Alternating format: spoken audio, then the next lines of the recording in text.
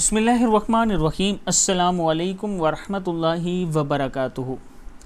आबिद राजा channel की तरफ से आज मैं अपने दोस्तों को रसूलुल्लाह सल्लल्लाहु अलैहि वसल्लम का एक बहुत ही प्यारा फरमान सुनाऊंगा। नमाज के बाद अपनी जगह बैठे रहना।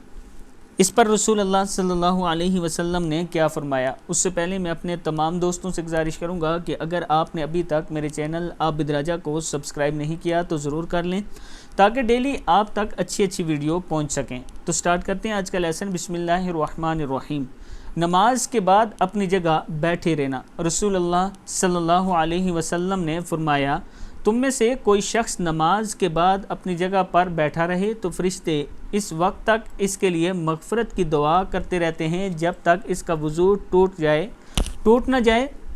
फरिश्ते ये दुआ देते हैं, ऐ अल्लाह तो इस बंदे को माफ़ कर दे, ऐ अल्लाह तो इस बंदे पर रहम फरमा। बुखारी की हदीस है। फिर सुन लें, रसूलुल्लाह सल्लल्लाहु अलैहि वसल्लम ने फरमाया, तुम में से कोई शख्स नमाज के बाद अपनी जगह पर बैठा रहे तो फरिश्ते इस वक्त तक इसके लिए मग़फ़िरत की दुआ करते रहते हैं जब तक इसका वज़ू न टूटे।